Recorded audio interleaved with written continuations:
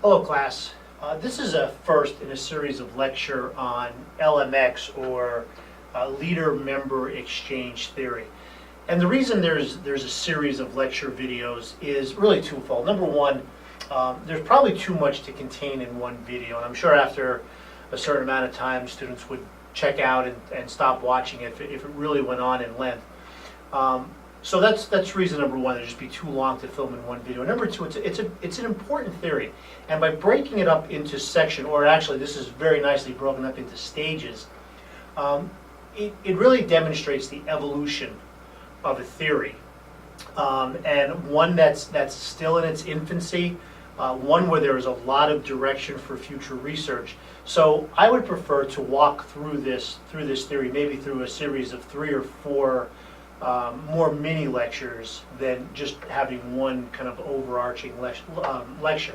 And there's a lot of interconnected pieces too within these, and then some harkening back to earlier research. So you can see there's a lot going on with LMX, leader-member exchange. So we will kind of take it slow, go through this a little bit, and especially the earlier kind of introduction phases of it, and then progress to maybe the more recent theory, the more research that's being conducted here. So the question is, where do we even start? So we've learned some different theories on leadership, right? We've looked at everything so far from, hopefully we've looked at everything so far from the leader, right? Just focusing on the leader, and then we began to focus some of our attention on the follower, and then we start looking at different situations or different contingencies through contingency models. Right, so there's a lot of things going on, but number one, we've never really pieced it all together as of yet, and the second thing is we never really looked at the relationships that develop within an organization. So just from there, you can see that there's a lot going on, and so what in essence, and again this is just a general overview of leader-member exchange.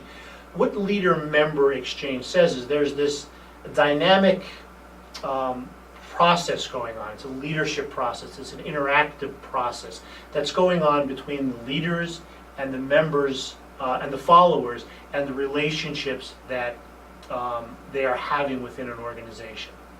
Okay, so that's why I have this diagram up here, and I think right off the bat, you know, if you're really paying attention, you can see that this is going to be this is a high level of research or a high level of study into leadership, because boy, there's a lot that we could be studying here as we go along, and then when we start looking across some of these elements, it can get a lot more complicated, right? So when we're studying the leader, we're talking about certain characteristics or behaviors, right? Traits we were looking at before, their personalities. Then we bring in the followers, and we're talking about the followers who have their own set of personality characteristics and behaviors and expectations pertaining to work, and attitudes regarding not only the work environment but also leadership in the organization, right? Now if we start mixing in what's the relationship here between the leader and the followers, well, there's a lot that comes into play there too, right? It does talk about the followers' attitudes and expectations and behaviors towards the leader, and reciprocally, the leader's behaviors, attitudes, and perceptions towards the followers, but also what is the power influence of the leader over the follower? What type of personality do we have? So you can see there's a lot that's going on here, and a lot that can be studied within LMX. And just to throw another wrench in the works here to make it even a little more complicated, we really could look at different levels of analysis when we're looking at LMX, right? We could look at just an individual level, right? A leader to a follower. What's that dyadic relationship that exists there? Which is probably the simplest, right? That individual level of analysis. We could look at teams. We could say, what is the influence of the leader over the teams? Or team members to teammates, right? Or vice versa, going back the other way. We can also look at it organizationally. What is the leader's relationships to the organization in terms of different functionality areas?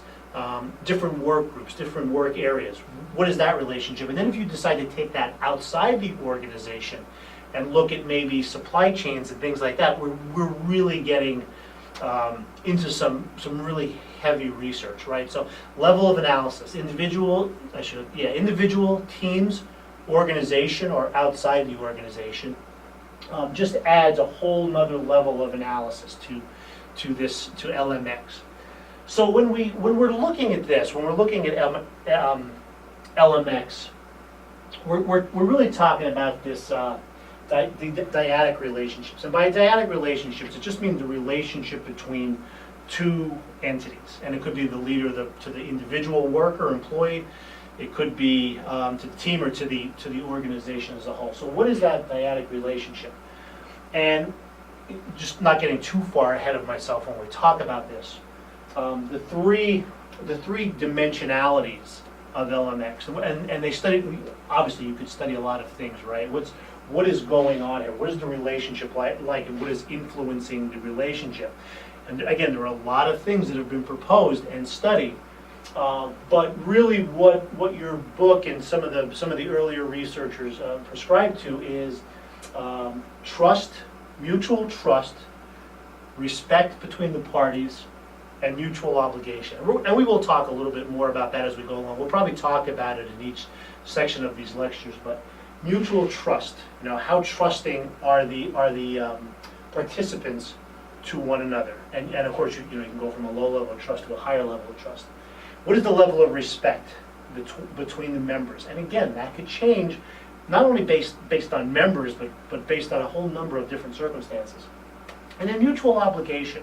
Mutual obligation, do we feel the need to perform and to help and to assist and to connect with the other person?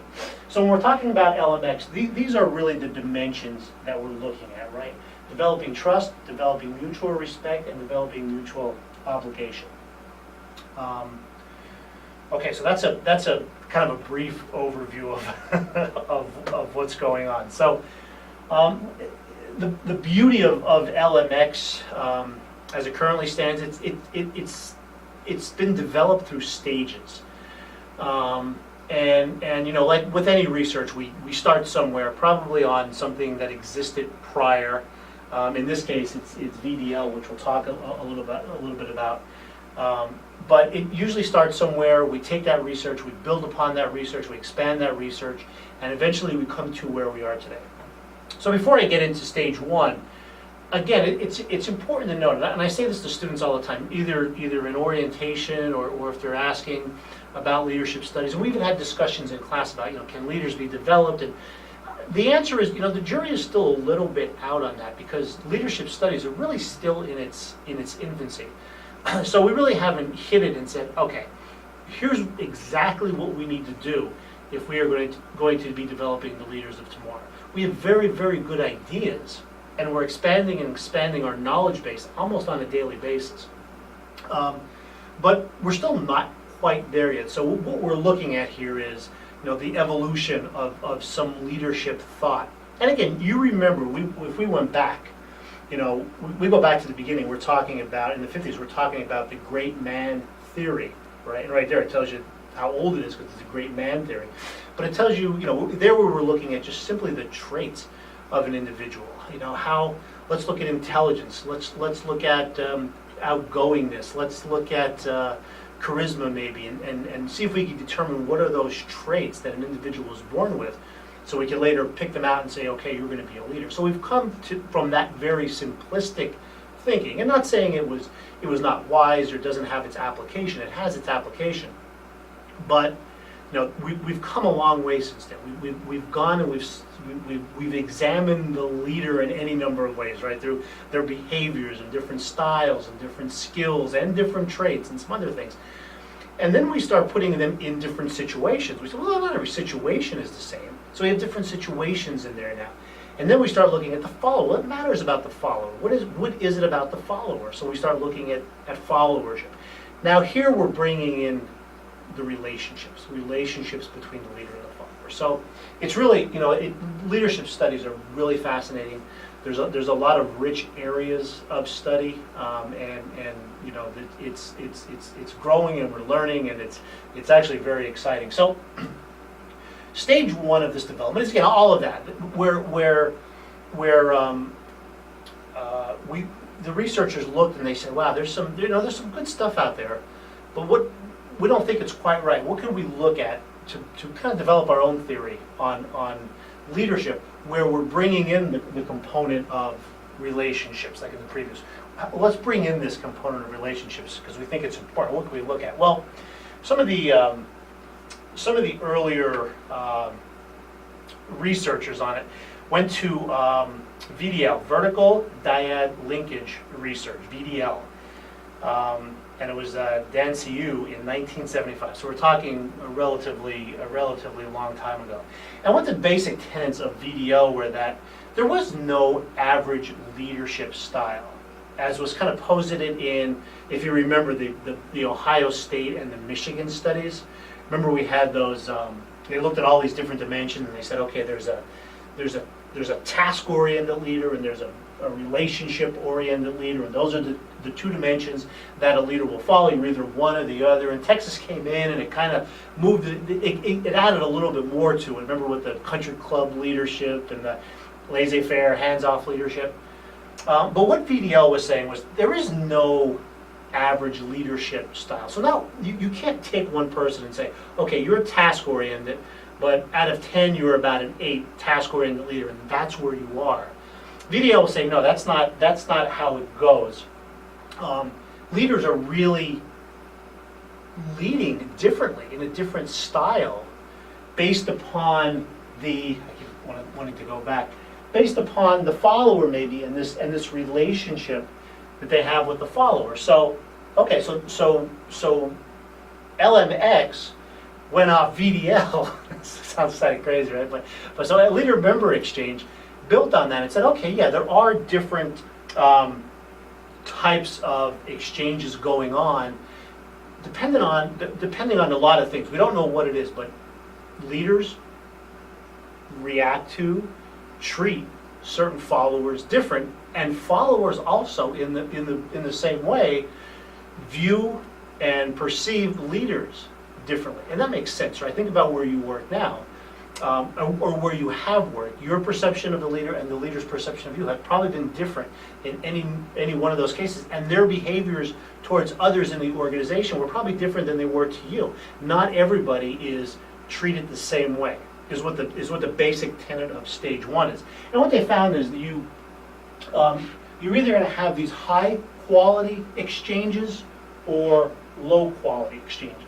Okay, so it was really just two areas that they kind of looked at.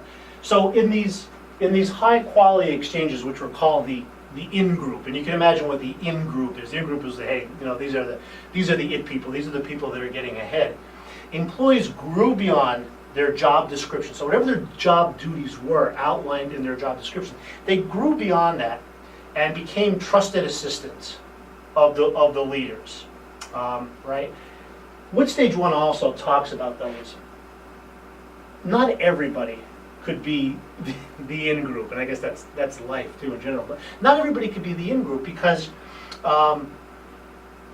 it requires a lot of time and a lot of resources on behalf of the leader to develop these trusted exchanges with workers. So there just wasn't enough time, and there just wasn't enough resources for the leader to develop all of these in-group relationships with every single individual employee in the organization. So, and also in these areas, what they found was there was mutual trust, mutual respect, and mutual obligation, which we saw here on the first slide.